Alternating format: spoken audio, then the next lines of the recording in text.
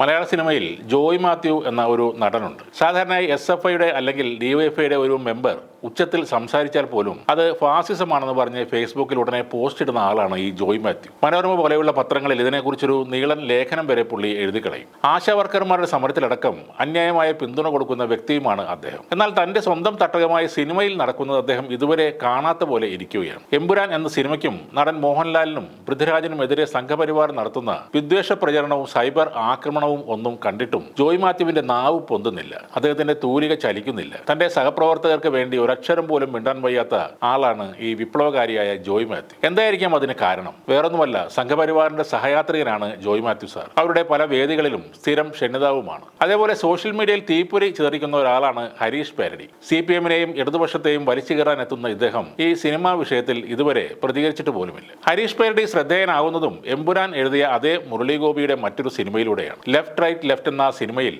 കൈതേരി സഹദേവൻ എന്ന ഇടതുപക്ഷ നേതാവായി എത്തിയാണ് ഹരീഷ് പേരടി കയ്യടി നേടിയത്. ആ സിനിമ അദ്ദേഹത്തിന് നൽകിയ മൈലേജും ചെറുതല്ല. ആ സിനിമയിൽ പാർട്ടി സമ്മേളനം നടക്കുന്ന വേദിയിൽ വെച്ച് പാർട്ടിക്കാരെ മുന്നിലിട്ട് തന്നെ പാർട്ടി സെക്രട്ടറി കൂടിയായ കൈതേരി സഹദേവൻ എന്ന ആളെ കുത്തിക്കൊല്ലുന്ന രംഗത്തോടെയാണ് സിനിമ അവസാനിക്കുന്നത്. കൈതേരി സഹദേവൻ എന്നത് മുഖ്യമന്ത്രി പിണറായി വിജയനെ ലക്ഷ്യം വെച്ചുണ്ടാക്കിയ കഥാപാത്രമാണെന്ന് മലയാളികൾക്ക് മൊത്തം അറിയുകയും ചെയ്യാം. അരുൺകുമാർ അരവിന്ദ് സംവിധാനം ചെയ്ത ലെഫ്റ്റ് റൈറ്റ് ലെഫ്റ്റ് റിലീസ് ടൈമിൽ തിയേറ്ററിൽ വലിയ ഓളമൊന്നും ഉണ്ടാക്കിയില്ലെങ്കിലും സമൂഹ മാധ്യമങ്ങളിലൂടെ ചർച്ച ചെയ്യപ്പെട്ടു. സിനിമ എന്ന നിലയിൽ ഗൗരവപൂർണ്ണമായ സമീപനം സ്വീകരിച്ച ഒരു സൃഷ്ടിയായിരുന്നു അത്. ഇന്നും മുരളി ഗോപിയുടെ തിരക്കഥാ രചനയിലെ ബ്രില്യൻസിന് ഉദാഹരണമായി ചലച്ചിത്ര പ്രേമികൾ ചൂണ്ടിക്കാട്ടുന്ന സിനിമകളിൽ ഒന്നാണ് ലെഫ്റ്റ് റൈറ്റ് ലെഫ്റ്റും അതിലെ കൈതേരി സഹദേവനും. എന്നാൽ മുഖ്യമന്ത്രി എന്ന നിലയിലുള്ള തന്റെ ഭാരിച്ച തിരക്കുകൾക്കിടയിലും മുരളി ഗോപി എഴുതിയ എമ്പുരാൻ കാണാൻ പിണറായി വിജയൻ തിയേറ്ററിലെത്തിയിരുന്നു. സിനിമയെ സിനിമയായി മാത്രം കാണുക എന്നൊരു സന്ദേശം കൂടിയാണ് അദ്ദേഹം അതിലൂടെ നൽകുന്നത്. മലയാള സിനിമ അടുത്തിടെ കണ്ട ഏറ്റവും വലിയ സൈബർ ആക്രമണമാണ് ഇപ്പോൾ നടക്കുന്നത്. അതുകൊണ്ട് തന്നെയാണ് മോഹൻലാലിനും പൃഥ്വിരാജിനും മുരളി ഗോപിക്കും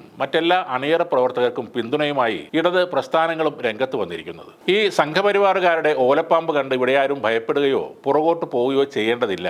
മതനിരപേക്ഷത സംരക്ഷിക്കാൻ കേരളം ഒറ്റക്കെട്ടായി ഉണ്ടാവുമെന്നാണ് DYFI സംസ്ഥാന സെക്രട്ടറി VK സനോജ് കഴിഞ്ഞ ദിവസം പറഞ്ഞത്.